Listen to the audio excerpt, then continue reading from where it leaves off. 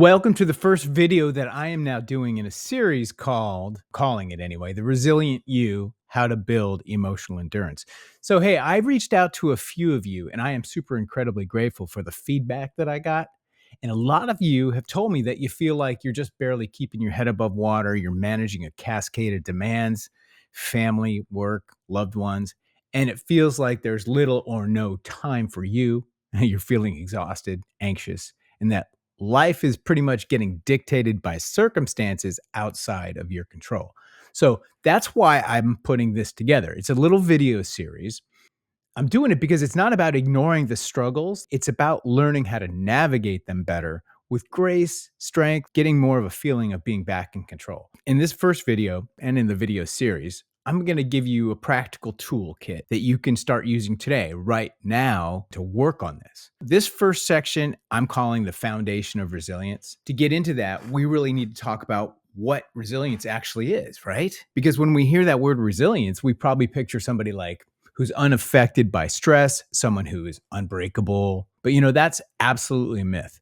The truth is that person doesn't exist. There is nobody that is so resilient. And that's the thing, because resilience is not about avoiding struggle. It's about having the capacity to navigate it, the ability to recover from those setbacks, to adapt to the change, and to bounce back from difficult experiences.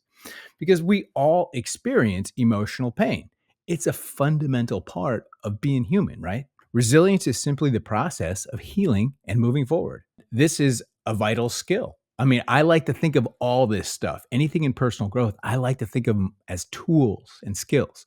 So think of like resilience as a muscle, right? When you go to the gym, you don't lift the heaviest weights, right? You start small, you build over time, and then your strength grows, you get stronger.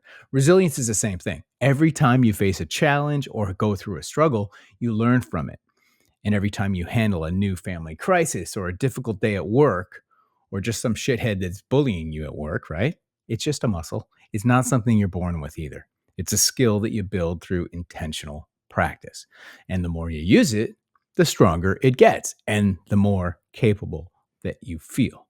But before you can start building, right? What do you need? You need to know what you're up against.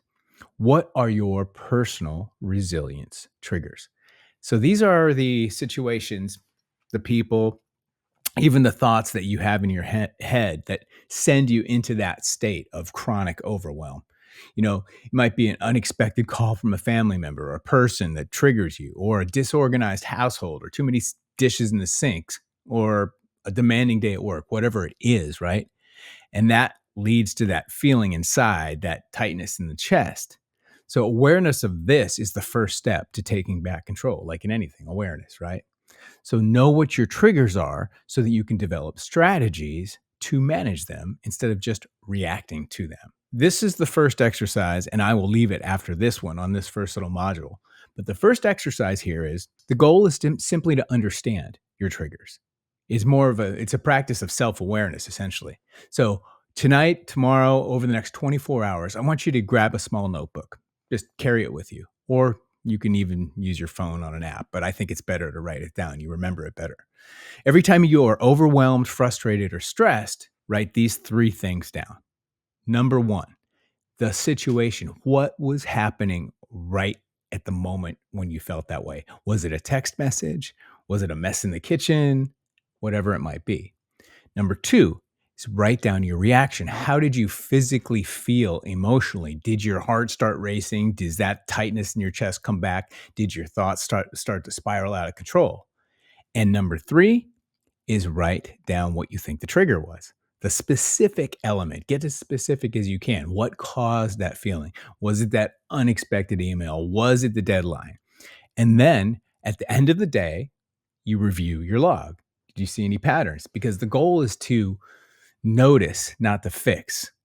Because once you start to see those patterns, then you can start really doing something about it. And that's where you really get the value out of this, because you can't conquer every trigger at once. So just becoming aware of the one or two is the first huge step, because it's not about fixing yourself, right? It's not. It's about understanding yourself. And remember this, self-compassion is a foundation here. So I'm going to go deeper in the next video on this, but for now, I'm going to wrap this one up. So listen, because Facebook is set up in a way I can't put a series of videos in my personal page where you're watching this right now, I am going to set up a specific group on my Rugged Human page. And I'll put the link in the description or wherever that might be. And I'll also put it in the comments so that you can jump over there and get into that group. And then I'll put these videos in a series. This is going to be the first of a series of these on building a more resilient you, what I'm calling it, right?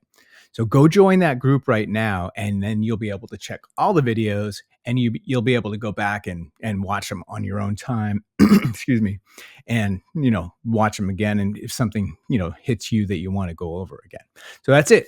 Go jump over to that link now, join that group, and you will then get access to the next of these videos that I'll be doing the next day, probably. And then I'll have a series of 3 or 4 to finish out this whole resilient you concept. Thanks.